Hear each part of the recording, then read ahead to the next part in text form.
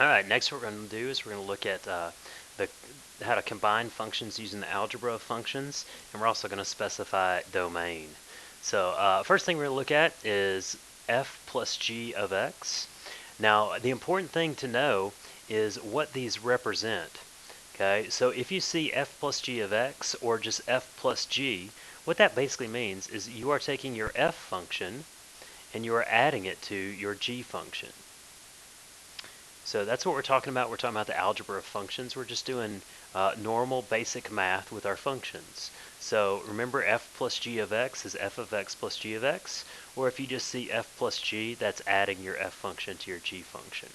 And all we're going to do is just a little math. So we'll say 2x minus 1, which is our f function, plus our g function, which is x squared plus x minus 2.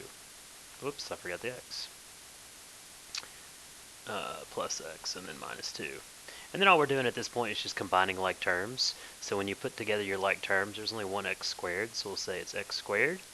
And then when you put together those two things, you'll get a positive 2x, or 3x rather. And then this and this will give us a negative 3 when you add them together. All right, so that's adding our two functions. And now what we're going to do is we'll look at this one, f minus g of x, or you might just see f minus g.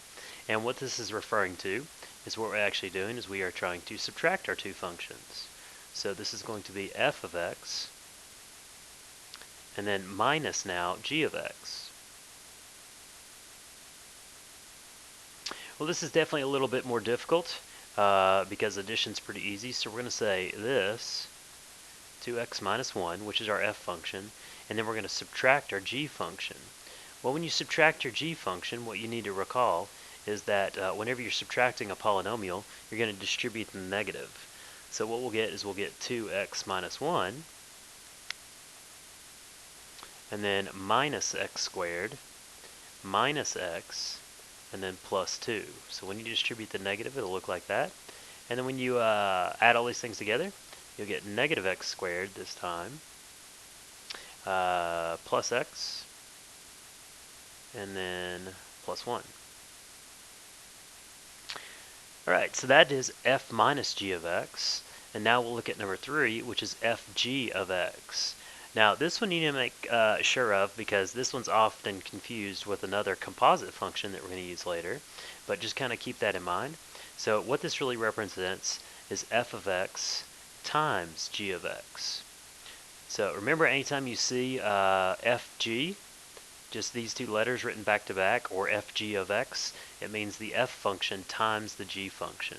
You won't really see a dot in between those because that looks very similar to our composite function. Well, we're just going to multiply, so 2x minus 1, and then times x squared plus x minus 2. So to do this, we're just going to use the distributive property. So we'll get 2x squared, and then plus 2, oops, that should be a cubed rather. And we'll say plus 2x squared, and then 2x times negative 2 is negative 4x.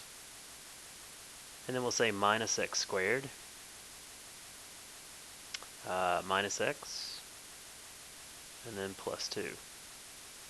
Now when you combine like terms, you should get 2x cubed.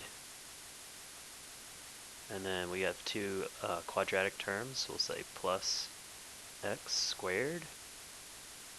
And then it looks like they're two linear terms, so minus 5x. And then lastly, a positive 2. So that is f g of x, or f of x times g of x. And then lastly, we'll look at the last one, which is f divided by g of x. And what you need to realize is f divided by g of x is our f function divided by our g function. So important to remember, again, not only how these look originally, but then what their nice little symbols represent. And this one's probably the easiest one, so I would say 2x, minus 1, divided by x squared plus x, and then minus 2. Now, if of course I could factor this and simplify it, I would do that. Next, we're going to talk a little bit about domains. So domain, if you look at your composite function, you would say, well, what are the limitations to this domain? And as you can see, there aren't any limitations to our domain. So for this one, your domain is all real numbers, so negative infinity comma positive infinity. If you notice, that's actually going to be the same for this one, and then also this one. So there are no variables in the denominator in either of these. There are no variables under a radical in either of these. So the domain is going to be all real numbers. Now that ends on this one, because in this one, we have variables in our denominator. So again, anytime you have a variable in the denominator, you're going to set your denominator equal to 0 and solve. So since it's quadratic, we're going to factor it. So we get x plus 2 and x minus 1. And then when you set each of those equal to 0, you should find your excluded values to be x cannot be equal to negative 2, nor can it be equal to a positive 1. So the interval notation, you would say it's from negative infinity to the first excluded value, which in this case would be negative 2, union the first excluded value to the second one, so negative 2 to 1, and then union 1 to infinity. So that would be the domain for the last one.